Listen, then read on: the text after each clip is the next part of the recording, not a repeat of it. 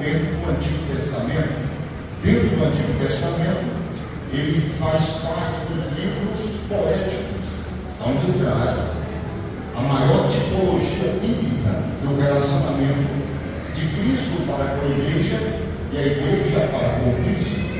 E nós sabemos que o livro dos Salmos ele está incluso no compêndio do Antigo Testamento, nos livros poéticos, pois ele traz uma história de relacionamento de Cristo para com a igreja. Nós sabemos que a vida de Davi, que ele é o maior autor dos Salmos, são 73 ele escreve, de 150. A vida de Davi ela é dividida em 3 fases. A primeira fase da vida de Davi, nós encontramos ele na Bíblia como pastor de ovelha do seu pai Jessé. A segunda fase da vida de Davi, nós vamos encontrar ele na Bíblia como soldado do exército do rei Saul. E a terceira e última fase da vida de Davi na Bíblia, nós vamos encontrar ele como rei de Israel. A primeira fase da vida de Davi, como pastor, ele tem um cajado. O cajado na Bíblia é de madeira. Madeira, na Bíblia, tipifica trabalho. A segunda fase da vida de Davi, ele é soldado do exército. Como soldado, ele tem uma espada. A espada é feita de ferro. Ferro na Bíblia fala de poder, autoridade. Mas a espada na Bíblia fala de luta, de batalha. A terceira e última fase da vida de Davi, nós vamos encontrar ele como rei de Israel. Como rei de Israel, ele tem um cetro. O cetro é de ouro. Ouro na Bíblia fala pelo menos de 3 coisas: purificação, santificação e também os dons do Espírito. Você nunca vai ver Davi caindo quando era pastor, porque o mesmo tinha um cajado estava no trabalho. Você nunca vai encontrar Davi falhando quando era soldado, porque o mesmo tinha autoridade, estava com a espada, estava na luta. Davi só vai fracassar e pegar e cair quando ele assume o trono de Israel. Ele vai trabalhar com um cetro que é de ouro, com os dons, com a purificação, com a santificação. Então Davi só vai fracassar quando ele assume o maior posto da sua vida. Por isso que nós temos que ter muito cuidado ao tema que foi escolhido. Sabemos resistir tempo, descobrir, resistir o diabo, sujeitar a Deus, resistir o diabo e ele fugirá de nós. Preste atenção que quanto mais alto, mais difícil é de equilibrar. Algumas pessoas correm atrás de posição, mas maior do que a posição é o posicionamento. Maior do que a posição é o posicionamento. Davi, ele vai abaixar a guarda quando ele vai assumir o trono de Israel. Por isso que Mateus, no capítulo 5, versículo 41, Jesus diz assim: vigiai e orai, para que não entreis em tentação. Na verdade, o espírito está pronto, mas a carne é fraca. Com isso, Jesus está dizendo que o pecado não é vitamina. Vitamina é o sangue de Jesus. Não importa o quanto o seu espírito esteja forte, a sua carne sempre será fraca. Todos nós somos feitos uma tricotomia. Nós não somos dicótomo, nós somos tricótomo. Quem não serve para ser, não serve para viver, tá bom? Então nós somos um ser tricótomo, espírito, alma e corpo. A nossa carne está os nossos apetites, os nossos desejos, a nossa alma, as sedes das nossas emoções, o espírito, onde comunicamos para com Deus. Então preste atenção que Davi, quando ele assume o trono de Israel, ele vai fracassar, pois ele está numa zona de instabilidade, de conforto.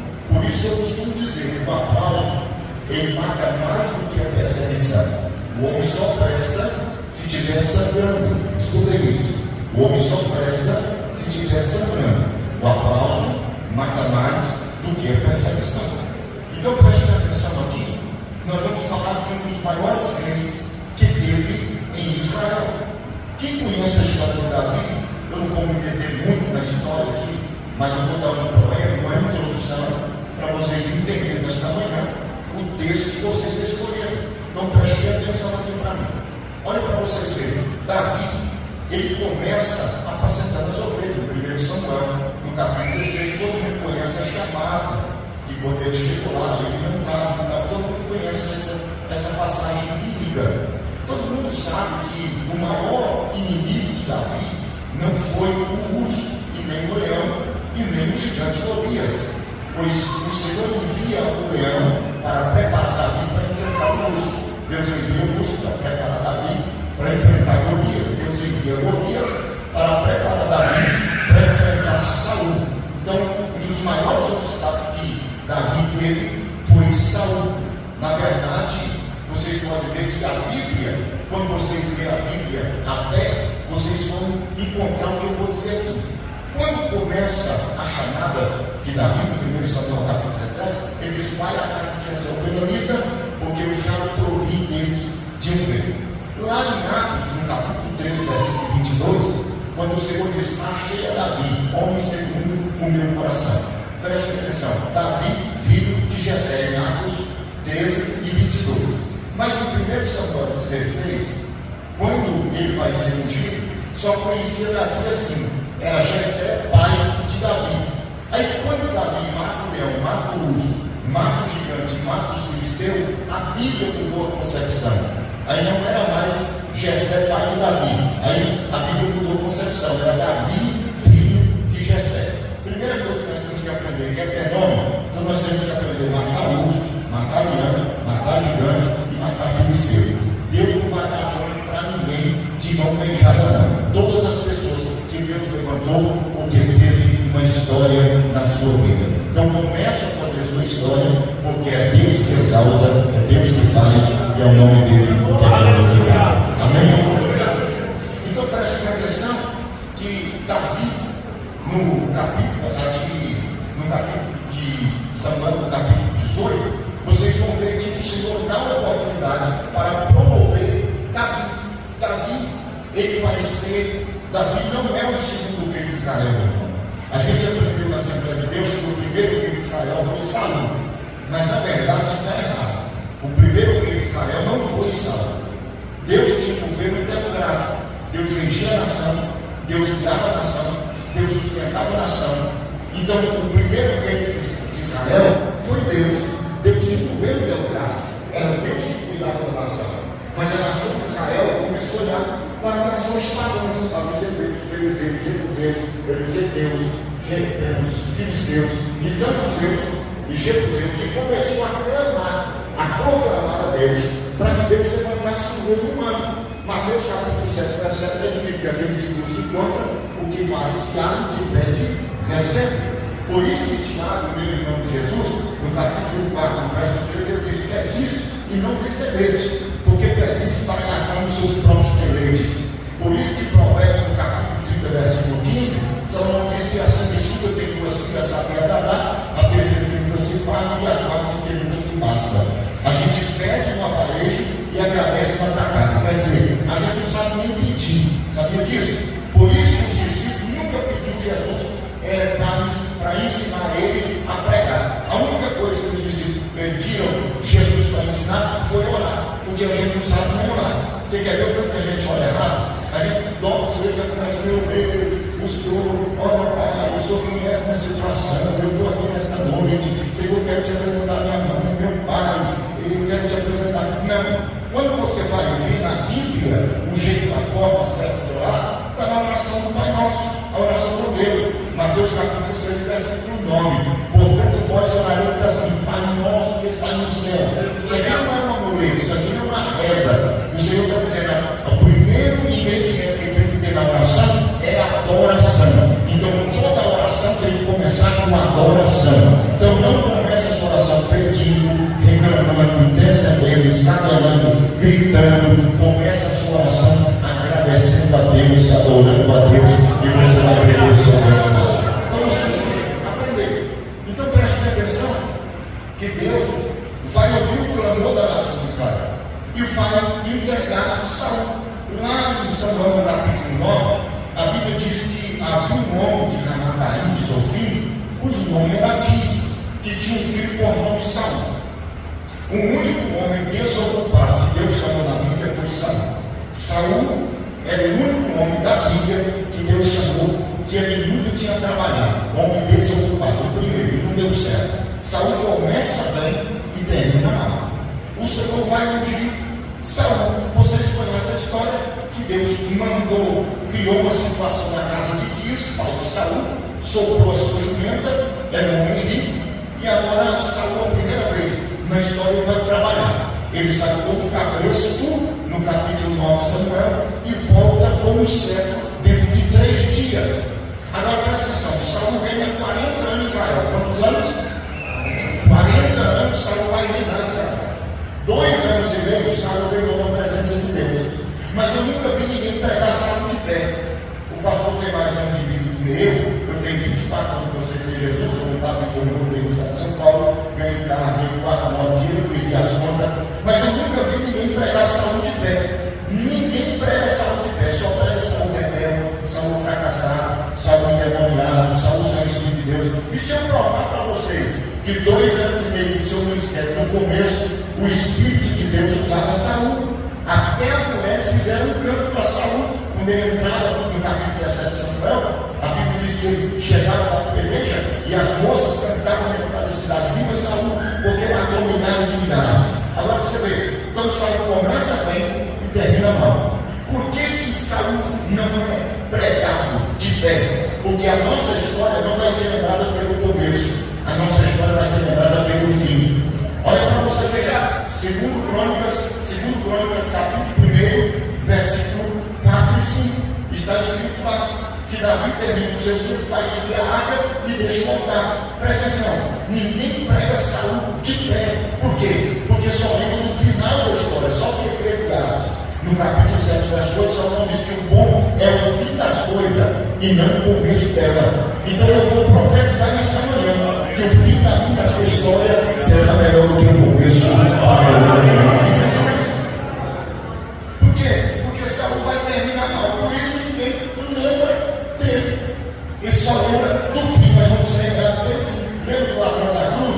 Lá em Lucas capítulo 23, Jesus está crucificado no centro da cruz. A sua esquerda tinha um ladrão por nome de Jesus, a sua direita tinha um ladrão por nome de Dimas. O ladrão da esquerda de Jesus nasceu mal, viveu mal e terminou mal. Dimas, o ladrão da direita de Jesus nasceu mal, viveu mal e terminou bem, para a glória do nome de Jesus. Lembra de Jacó com Raquel? Quando Raquel dá o filho para Jacó e está morrendo, ela entrega o menino para Jacó e diz: o nome dele será Ben-nome, que significa filho da minha dor. Mas Jacó leva o menino para o céu, já tinha sido transformado em Israel, e diz: o nome dele não chamará Ben-nome, mas Benjamim, filho da minha destra. Eu vou profetizar que o final da sua história será melhor do que o começo, para a glória do nome de Jesus. Então vocês podem ver que Deus vai entregar Saul 10 anos antes. Isso eu quero que vocês repitam após mim. 10 anos antes de Saul morrer, Deus vai ungir Davi.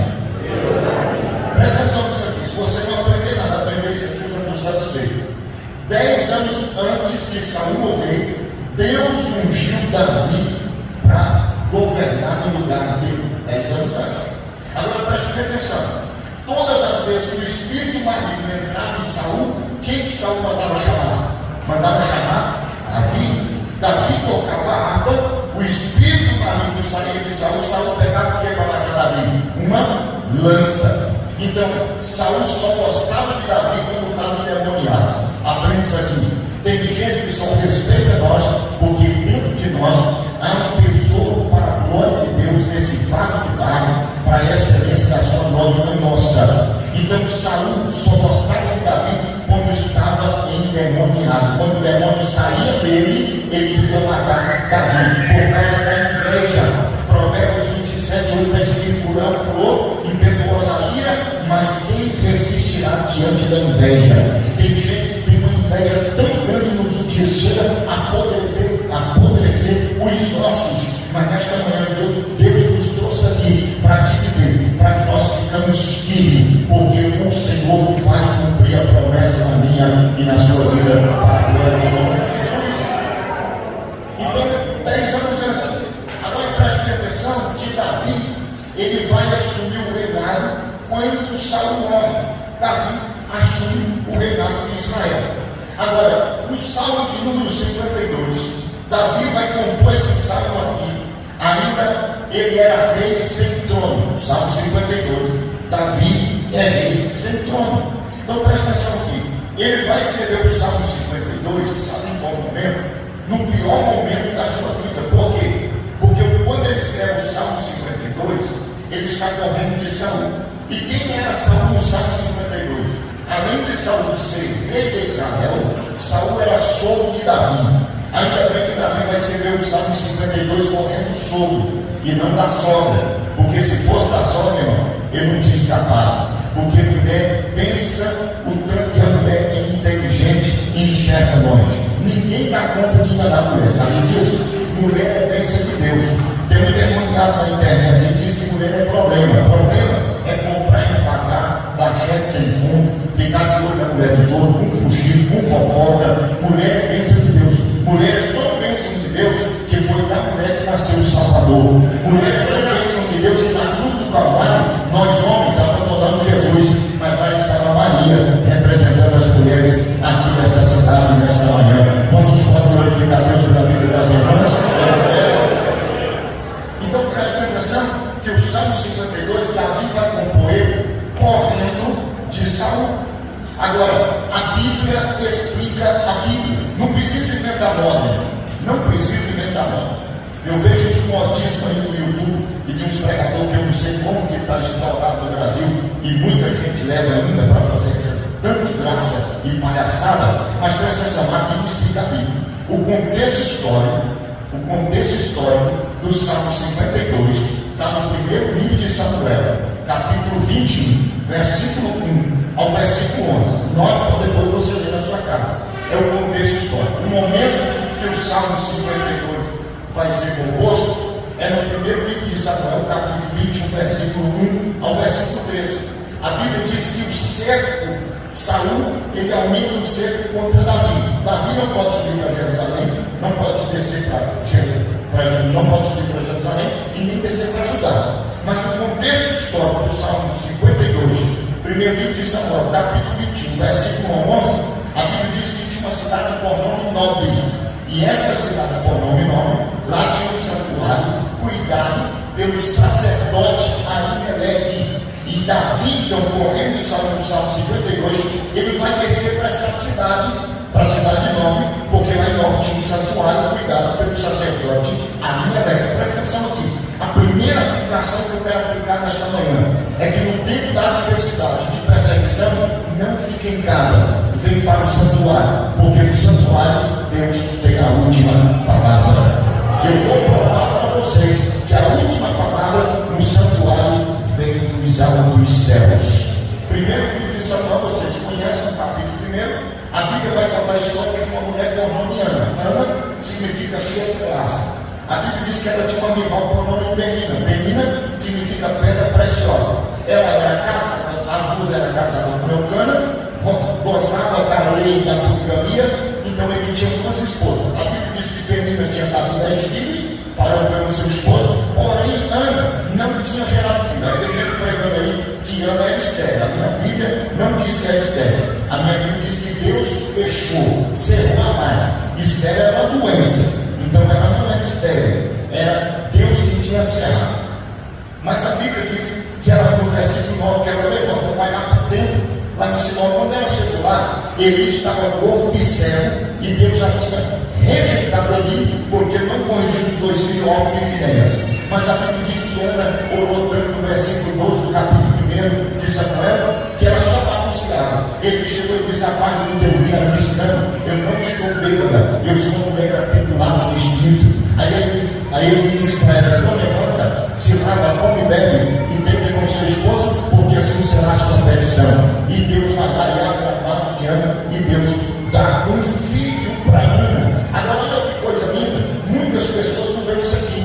Tem gente que prega que Deus deu um filho para Ana mostrar para a Penina que ela era crente, era pentecostal. Conversa. Sabe por que Deus vai dar um filho para Ana? A resposta está na Bíblia, versículo 10 e 11. Ela disse: ó, se você tem na mente atentar para a aflição da tua serva, e da tua serva te negares, e a tua serva deres um filho, eu o darei por todos os dias. Aí você tem que entender que o capítulo 2, versículo 1 de 1 Samuel, nós diz assim: ó, a palavra de de Deus era muito rara e as visões não eram mais frequentes. Quer dizer, Deus não tinha mais homem para usar na terra no tempo de Eli. Aí ele disse: se o Senhor me der um filho, eu darei. Aí Deus disse: ela precisa de um filho e eu quero um homem. Olha quanto Deus é maravilhoso.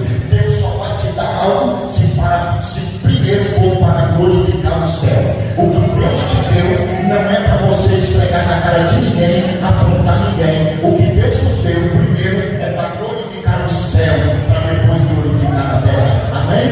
Nós estamos entendendo, amém?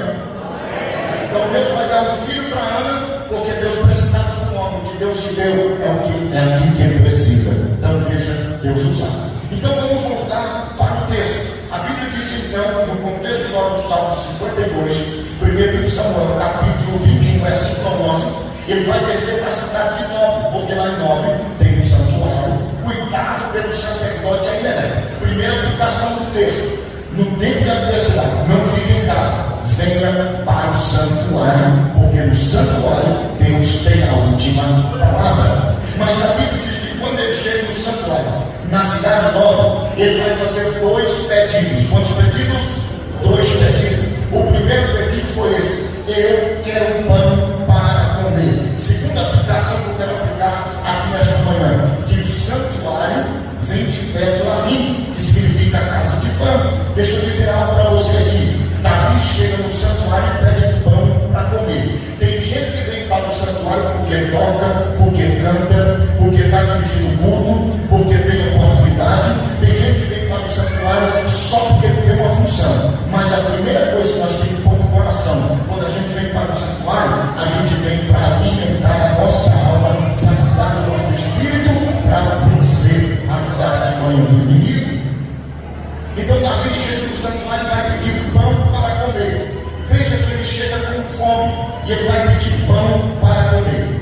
No contexto do Salmo 52, primeiro de Samuel, capítulo 21, versículo 11, quando ele pede pão para comer, o sacerdote vira para ele e diz: eu não tenho pão comum à mesa, eu só tenho pão sagrado. Olha que coisa linda. Aí ele vai dizer para Davi assim: ó, se você e os moços tiverem vestido das mulheres por 3 anos, por 3 dias, vocês poderão comer do pão sagrado. Deixa eu dizer algo. Aí Davi fala para o sacerdote da história: nós estamos preparados. As mulheres foram pregadas há 3 dias. Aí ele diz: então vocês poderão comer do pão sagrado. Eu não tenho pão comum, mas eu tenho pão sagrado. Então o sacerdote pega os pães na mesa da proposição, significa pães da presença, e entrega para Davi comer. Olha que coisa linda que eu aprendo aqui. O sacerdote vai oferecer para Davi o que era sagrado. O que tem de pessoas, irmãos, que quando assume essa tribuna, pega o microfone e direciona a palavra, ou então vai querer jogar uma indireta, mas não é lugar de direção de palavra e nem desabafo. Aqui é lugar de transmitir o que é sagrado. Se você não tem o que é sagrado, passa a sua oportunidade e deixa para outro, porque aqui a pessoa entrou aqui é para comer o que veio do céu. Então nesta manhã Deus tem uma mesa preparada para mim, para a sua vida. Quem veio aqui para alimentar a sua alma, deixa eu ver.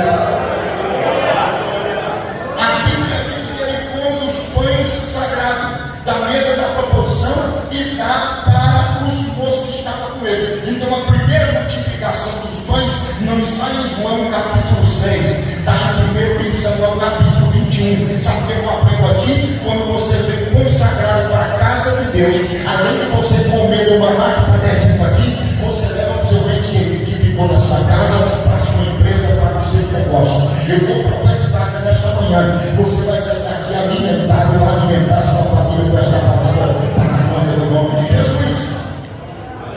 Ele entra no santuário, no contexto só no Salmo 52, ele vai entrar e pedir pão para comer. O sacerdote Ahimelech vai dar os pães na mesa da proposição, mas a Bíblia diz que ele vai fazer o segundo pedido. No primeiro de Samuel capítulo 21, versículo 11, sabe qual foi o segundo pedido? Ele disse: ó, eu quero uma espada. O sacerdote Ahimelech vira para ele, ele vai dizer: eu quero uma lança. O sacerdote vira para ele e diz: eu não tenho nem uma lança aqui, mas eu tenho uma espada. Eu desafio qualquer um decoreba ou papagaio que é mentira ser bom de Bíblia que fica no YouTube. Aí ele pensa que ele tem conhecimento quando ele não sabe nem o que ele está falando, só repassa aquilo que ele ouviu, a me mostrar no santuário, no tempo da dispensação mosaica, uma espada. Pelo contrário, santuário no traje de sacerdote com indumentário sacerdotal, ou então, quem sabe, com o seu peitoral com duas pedras chamadas urim e tumim, a pedra da revelação. Santuário não é lugar de espada, lugar de indumentário sacerdotal e sacerdote.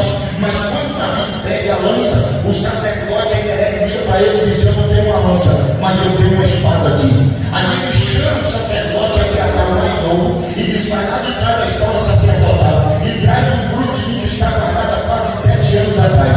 Olha que coisa, o tanto de Deus é lindo. Quando ele traz um grupo de mim, põe em cima da mesa, o sacerdote ainda desembrulha o grupo de mim e estava lá uma espada. Mas não era uma espada comum, no carro dela estava escrito a espada do finado gigante Golias. Essa espada, 7 anos atrás, quando Davi matou Golias, tinha que ter para Davi, mas Davi não pegou porque ele estava preparado. Essa espada tinha que ir para Jerusalém, para todo o museu de vitrine, para todo mundo ver. Mas Deus não deixou, porque no palácio de Saul mandava, mas no santuário quem manda é Deus. Deus disse: guarda no santuário, porque eu vou curar a memória do meu servo Davi. Oh, meus irmãos, deixa eu dizer, Paulo escreveu no capítulo 58, ele diz: meus amados irmãos, sede firmes e constantes, abundantes na obra do Senhor, sabendo que o vosso trabalho não é vão. Paulo vai redigir os Romanos no capítulo 2, versículo 6, ele diz: a vossa recompensa será dada segundo as suas obras. Paulo vai escrever os insensatos no capítulo 6, versículo 7, ele diz: meus amados, olha aqui, deixa eu dizer uma coisa, não errei seus devassos. Deus não deixa escarnecer. Tudo que o homem semeia, isso também se fará. Oh, meu irmão, Paulo vai escrever por Coríntios, capítulo 9, versículo 10, ele diz: Deus dá semente ao que semeia.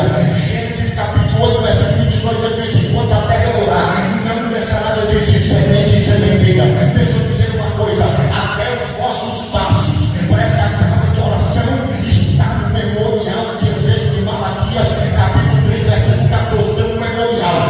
Nós teremos a recompensa naquele dia. Então fica firme, trabalhando para o reino, para a obra, porque Deus te retribuirá 100 vezes mais aqui e por fim a vida eterna.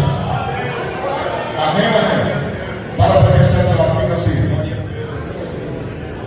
Por isso não podemos desistir, porque temos uma recompensa. Ele entrega a espada do finado Golias para Davi. Davi então come os pães da mesa da proposição. É a introdução do Salmo 52, presta atenção. O contexto está no 1 Samuel capítulo 21, versículo 11. Ele come os pães e pega a espada. E quando ele come os pães e pega a espada, aí no contexto histórico do Salmo 52, 1 Samuel, agora no capítulo 22, do versículo 11 ao versículo 23, a Bíblia diz que entre a cortina de linho tinha um moço por nome Doeg, o Edomeu. Qual era o nome do moço? Não, eu não ouvi, eu estou sem óculos. Qual era o nome do moço? Doeg, o Edomeu. Quem era Doeg, o Edomeu? Doeg, Edomeu, irmão, ele era o chefe dos pastores de Saul. Ele estava escondido dentro da cortina de linho e ele viu o sacerdote ele dar os pães e dar a espada para Davi. Sabe o que ele faz? Ele monta no cavalo e corre para Jerusalém. Pergunta para mim, para quê? Fala assim, para quê, pastor Vidal? Sabe para quê? Para levar um fuxico gospel. Você está achando que o fuxico gospel é de hoje? Já tinha na Bíblia. E ele aqui monta no cavalo e corre para Jerusalém para levar um fuxico. E o que tem de gente que gosta de um fuxico, uma fofoca, mas nesta manhã a espada da justiça de Deus está aqui para tirar todo o espírito de disse-me-disse, puxa, estica, só que rola. A igreja poderia estar mais cheia ainda, mas às vezes nós somos os mais ganhamos, mas os que mais perdemos, porque nós não vigiamos. E Tiago vai tratar sobre isso. Então segura aí, porque da fruta que Deus me deu, até o caroço eu vou botar na mesa. Você não vai pôr um diapasão novo na minha, na sua boca, mas vamos sair daqui cantando um cântico novo para a glória do nome de Jesus Cristo. E ele corre para Jerusalém, até o perna para quem tem. Quando ele chega em Jerusalém, ele encontra Saul. Agora presta atenção aqui. Tudo que o ex-ungido gosta é de ouvir falar mal do ungido de Deus. Sabia disso? Ele chegou em Jerusalém e disse: olha, Saul, eu estou vindo da cidade nova, eu vi o seu maior inimigo lá, e o sacerdote Emelec deu os pães da mesa da proposição, e deu a espada do finado Golias para ele e tal. E ele viu que estava somando ponto com Saul, porque Saul queria matar Davi de qualquer maneira, irmão. Agora presta atenção aqui, quando ele viu que está somando Saul é envenenado com a fofoca do Doeg Edomeu, ele vai inventar uma mentira. Sabe qual foi a mentira que ele inventou? Ele disse: eu vi o sacerdote consultando a Deus por Davi. Mentiroso. O problema é que todo fofoqueiro é mentiroso. Fala para quem está falando, todo fofoqueiro é mentiroso. Agora nós temos que ter cuidado com a mentira, irmão. Você sabia que a gente dá o Facebook para o diabo, o Instagram para o diabo, o Zap para o diabo, as emissoras de programas de televisão, de rádio, tudo para o diabo. Mas só tem uma coisa que Jesus patenteou no nome do Carneiro de Tabor. Você sabe o quê? A mentira. João 8,44. Ele foi homicida desde o princípio, nunca afirmou na verdade, pois o diabo é o pai da mentira. Então quem mente, é complacente com a mentira, está cuidando da filha do diabo. Mas nessa manhã, em nome de Jesus, nós vamos expulsar a filha do diabo da nossa vida de uma vez por toda. Efésios capítulo 5, versículo 24. Ele diz, falando 4,25, falamos a verdade uns com os outros, porque somos membros de um só corpo. Irmão, Jesus é a verdade e nós fomos libertos pela verdade de Cristo. Quando escreve isso? João 8,36. Se o Pai, se o Filho libertar, verdadeiramente vos sereis livres. Quantos podem glorificar Deus? Porque nós também nós vamos fazer a verdade. Aí ele vem com a mentira. Sabe qual foi a mentira? No contexto histórico do Salmo 52, 1 Samuel capítulo 22, versículo 11 ao 23. Ele disse: eu ouvi o sacerdote consultando a Deus por Davi. Irmão, Saul fica endemoniado e manda chamar os 85 sacerdotes da cidade nova. Não é hermenêutica jurídica aqui, ele vai fazer uma cariação. E sabe qual foi a cariação? Ele chama o sacerdote e vai dizer: vocês consultaram a Deus por Davi? Aí o sacerdote Emelec virou para ele e disse: longe de mim consultar a Deus por Davi. Davi é o seu servo fiel. Só o Saul estava tão envenenado que ele virou para os príncipes e disse: arranca da espada e mata o sacerdote. Os príncipes viraram para Saul e disse: o Senhor manda nós, mas conclusão do altar, nós não vamos levantar a espada. Oh, glória a Deus.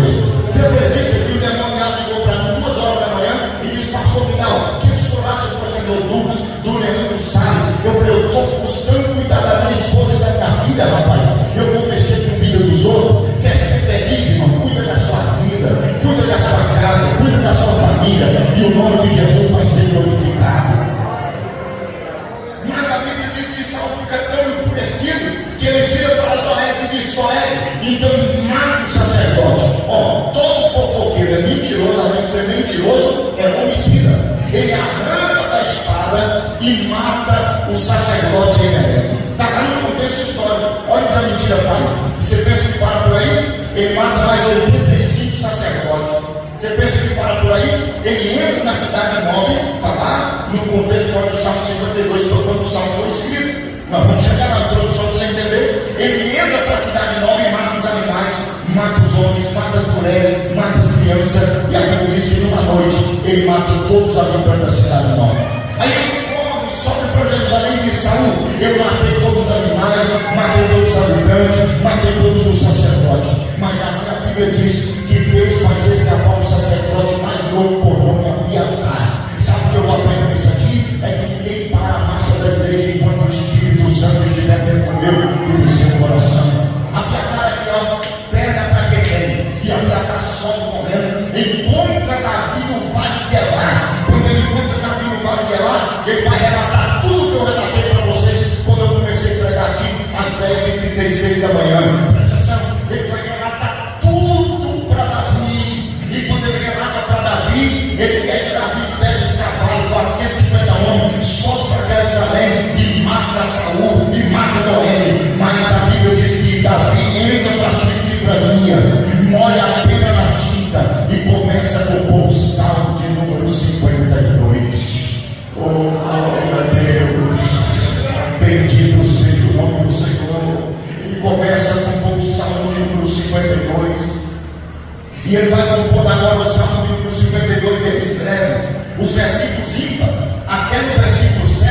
Ele vai escrever para Saul e para Doeg. Agora presta atenção, só que aqui, a partir do versículo 5, Saul representa o anticristo. Olha para mim aqui, por favor. Representa o anticristo. E Doeg representa o falso profeta. Ele escreve o salmo de número 52 52, o verso 1, ele vai escrever para Saul. Ele diz: Saul, porque você dormiu o dia todo, ó homem poderoso, tu és uma vergonha diante dos olhos de Deus. Verso 2, ele escreve para Doeg. Ele diz: Doeg, a tua língua entende o mal, a tua língua é afiada como uma navalha que traça o engano. Verso 3, ele escreve para Saul. Ele diz: Saul, tu ama mais o mal do que o bem, mais a mentira do que falar a verdade. Verso 4, ele vai escrever para Doeg. Ele diz: Doeg, tu ama todas as palavras reveladoras, ó língua fraudulenta. Verso 5, ele escreve para Saul. Só que até agora entra o anticristo. Aí ele escreve dizendo: Deus da mesma forma destruirá para sempre, arrancar-te-á da terra dos viventes. Aí ele fala para um falso profeta, que é na figura de Doeg, no verso 6, ele diz: os justos verão e rirão dele, dizendo. Aí no verso 7, ele termina dizendo para Saul: olha, aqui está o homem que não tomou a Deus pela sua fortaleza, antes confiou na sua prudência e das riquezas. Mas quando chega no verso 8, Davi esquece que Doeg esquece de Saul, pega a pena e escreve: eu, porém, sou como uma oliveira verde plantada na casa de Deus, que florescerá. Glória a Deus. É aqui que eu quero pregar. Preste atenção aqui. Eu trouxe uma introdução até agora para você entender o Salmo 52. Mas quando ele chega no verso 8, ele diz: eu, porém, sou como uma oliveira verde plantada na casa de Deus, que florescerá. Por quê? Que Davi, ele vai compor o Salmo 52, verso 8, dizendo: eu sou como uma oliveira verde. Existem 75 milhões de espécies de árvores em todo o globo terráqueo. Por que Davi, quando vai compor o Salmo 52, verso 8, por que ele não escreve: eu sou como a aroeira que o pica-pau quer dormir? Ele não escreve. Por que ele não escreve o Salmo 52, verso 8, dizendo: eu sou como a madeira de acácia resistente que não é pesada? Ele não escreve. Por que ele não escreve o Salmo 52, verso 8, dizendo: eu sou como o pau batebu que faz carne de enxada, de machado e de foice? Ele não escreve. Por que ele escreve: eu sou como a sicupira, a madeira amalgamada na outra, ninguém racha a sicupira? Ele não escreve. Por que ele vai escrever justamente: eu sou como a oliveira verde plantada na casa de Deus, que florescerá? Quem quer saber, dá glória para Jesus Oliveira. Presta atenção aqui: a oliveira é a árvore mais importante que tem em Israel. Primeiro, sabe por quê? Porque a oliveira é a única árvore em Israel que a semente consegue cair na rocha. Sabe o que é rocha? Lajedo. É a única semente comprovada cientificamente que ela cai na rocha. Ela não precisa de sol, não precisa de terra. Na primeira chuva ela morre, na segunda chuva ela começa a germinar. Mas a oliveira é a única árvore em Israel que, antes de sair o caule para cima, ela começa a nascer as raízes.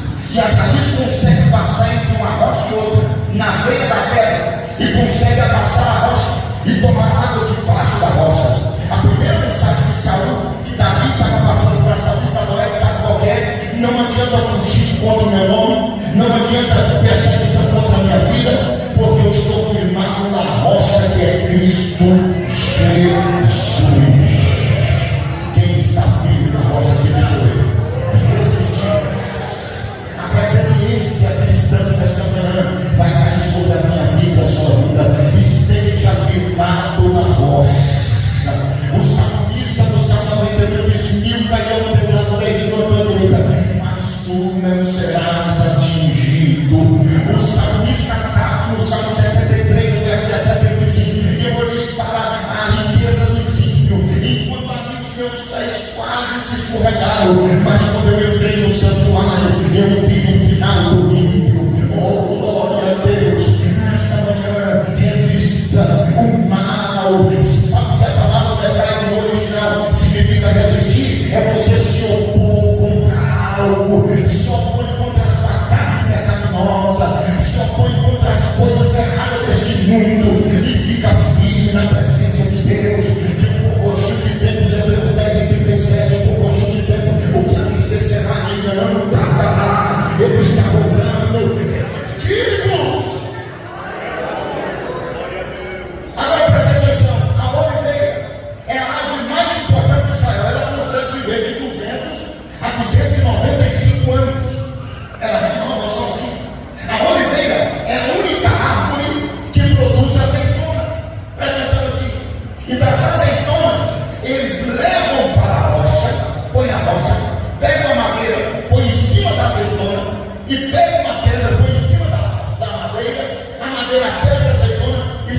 primeiro tipo de azeite.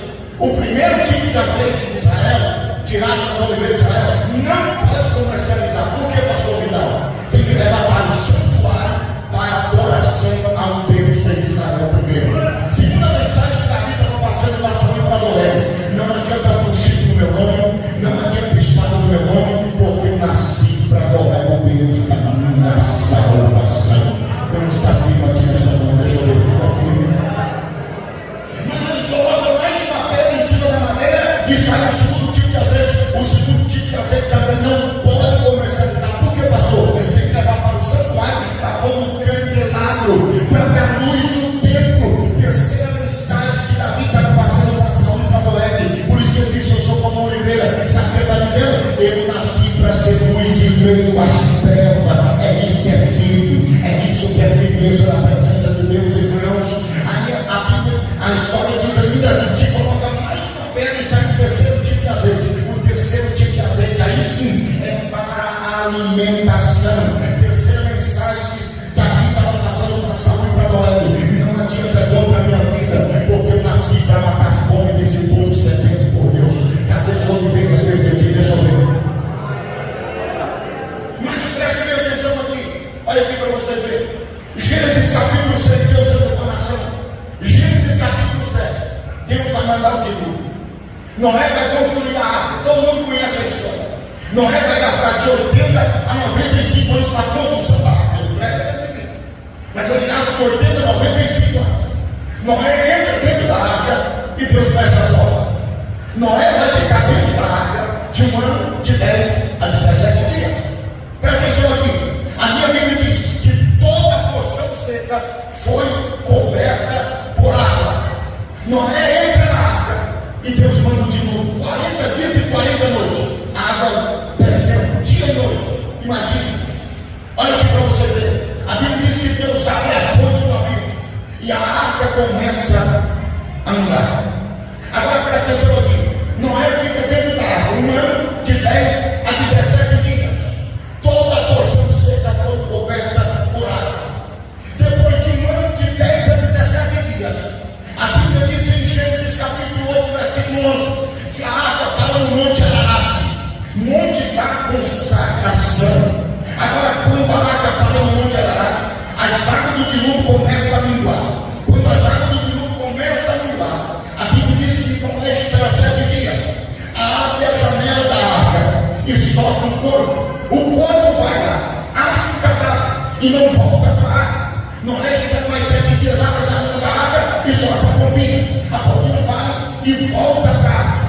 Mas Noé espera mais 7 dias, abre a janela da arca e solta a pomba pela segunda vez. Gênesis capítulo 8, versículo 11, está escrito aqui que tem, aqui eu tenho aqui, a tradução mais fiel, mais perto do original. Gênesis capítulo 8, versículo 11, você vai entender Gênesis, você vai entender Salmo 52, verso 8, quando ele diz: eu sou como uma oliveira verde. Gênesis capítulo 8, versículo 11, ele solta a pomba pela segunda vez e ataca a pombinha, chega e assenta na arca, e no bico da pomba tinha uma folha de oliveira verde. Quantos vão entender? Já tem meia dúzia de entender. Mas qual é o que diz? Eu vou entender. Um ano e 10 dias, cadê as árvores? Vou apodrecer tudo. Mas a única árvore que resistiu de dilúvio foi a oliveira. Fica firme.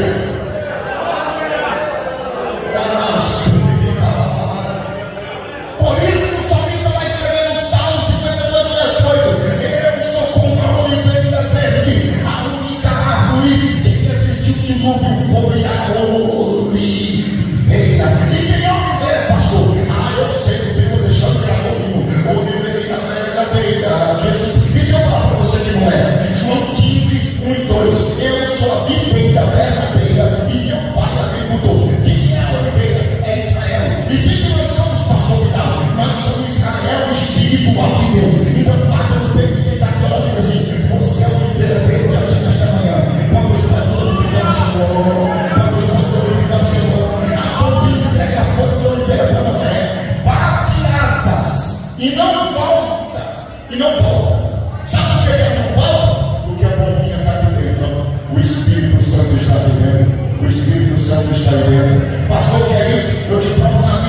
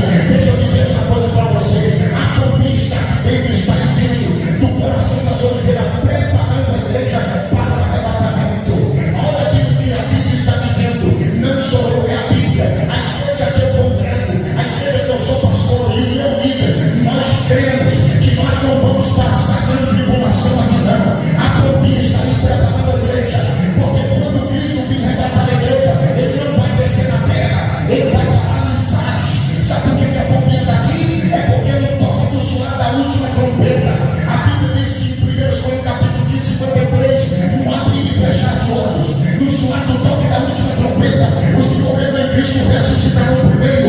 Não se estiver vivos, seremos transformados em corpo incorruptível de glória e encontraremos com Ele nos ares. Presta atenção aqui, por favor. Olha aqui, por isso que a pombinha está aí dentro, está aqui dentro, porque quando soar o toque da última trombeta, que Jesus fará nos ares, vai cumprir o salmo de número 24. Levantai a porta das vossas cabeças e entrará o Rei da Glória. Quem merece o Rei da Glória é o Senhor forte e poderoso, o Senhor dos exércitos. Ele é o Rei da Glória. Quando a trombeta tocar, a pombinha vai começar, ó.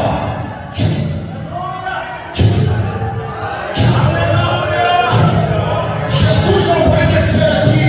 Quando a trombeta tocar, a pombinha que está dentro do teu coração vai nos arrebatar e nos levar a encontrar com Ele para sempre. Quem pode adorar o Senhor? Deus tem uma obra linda na sua vida. O Espírito de Deus está no meu coração, que Ele está blindando a sua mente e o seu coração. Satanás tem grandes propostas para você, mas Deus tem propósito para a sua vida. Oportunidade é preparo. Prepara, porque Deus vai te dar uma oportunidade ímpar. Os seus pés vão ser levantados e o Senhor vai te abençoar nesta terra. Receba esta palavra em nome de Jesus. Vamos glorificar o Senhor. Eu sinto a presença de Deus. Eu sinto a presença de Deus aqui nesta manhã. Nós vamos ser arrebatados. Por isso que o salmista diz: eu sou como a oliveira verde. Ele resistiu a única árvore que resistiu de dilúvio. Foi a oliveira. Por que pastor final?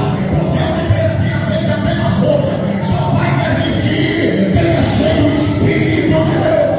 Vamos ser cheio do Espírito. Fica de pé nesta manhã.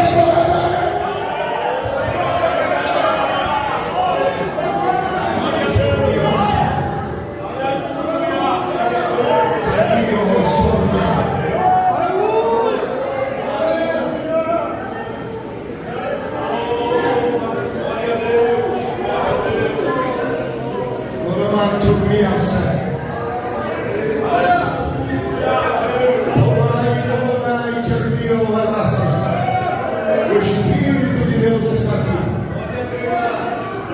Eu sinto a graça dele aqui nesta manhã. Eu sou pastor de igreja. Eu viajo, mas sou pastor de igreja. Eu não sou moleque. Não sou menino. Eu estou aqui porque o Senhor me trouxe aqui nesta manhã.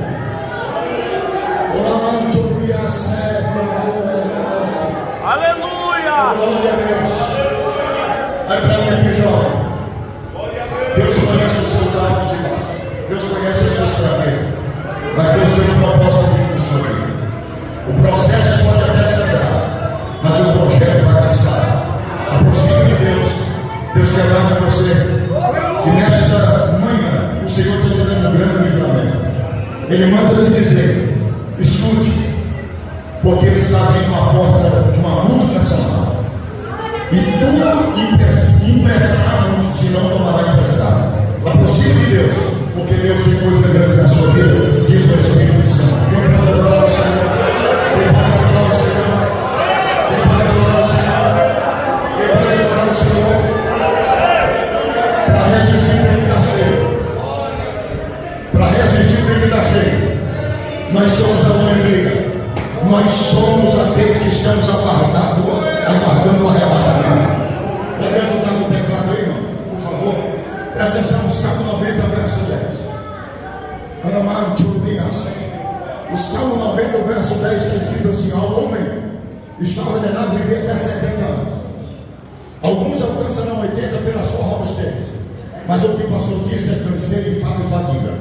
Quando a gente é míope espiritual, a gente só enxerga a Bíblia no sentido literal. Mas escuta aqui, o Salmo 90, verso 10, como o salmista disse: ao homem está ordenado a viver o quê?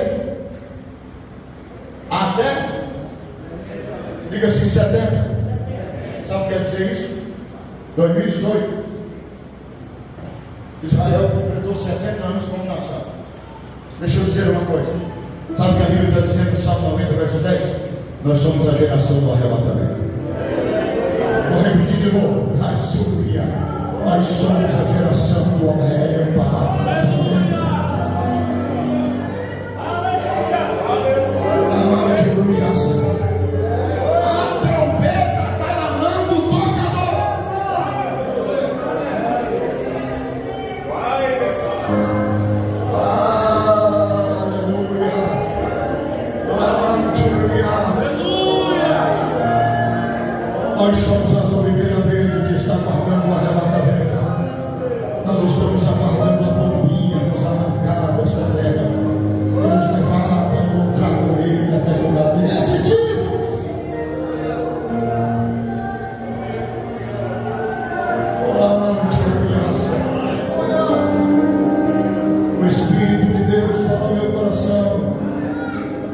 derramado o azeite dele sobre a sua vida nesta manhã. Só você que quer receber mais de Deus, levanta uma das suas mãos.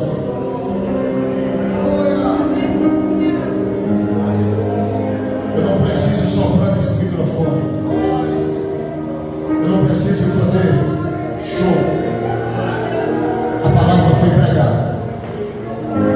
E se essa palavra na minha boca foi o Senhor que trouxe, começa a sentir o que eu estou sentindo.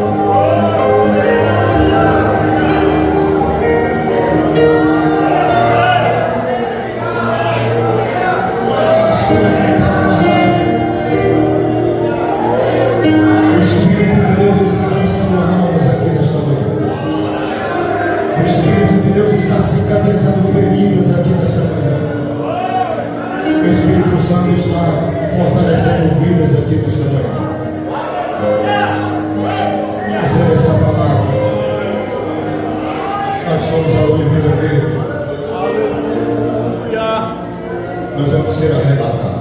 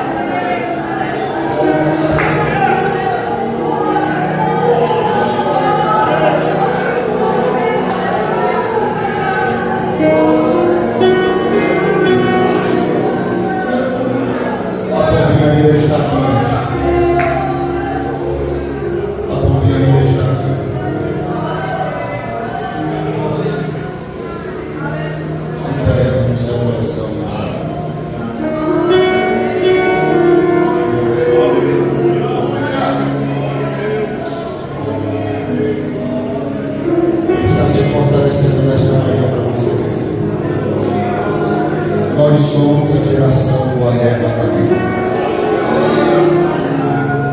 Resista mais um pouquinho, porque o nosso mestre está vindo aí. A qualquer momento, o rapto da igreja vai acontecer. Mas eu quero te ver no céu. Você tem coragem de abraçar alguém e dizer para ele assim: você é o oliveira verdadeiro.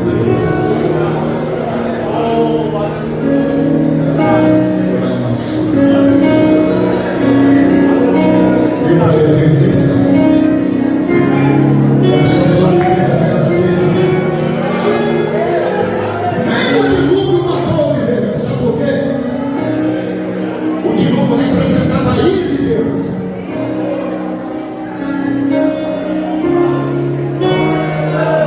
Porque ela tem muito azeite.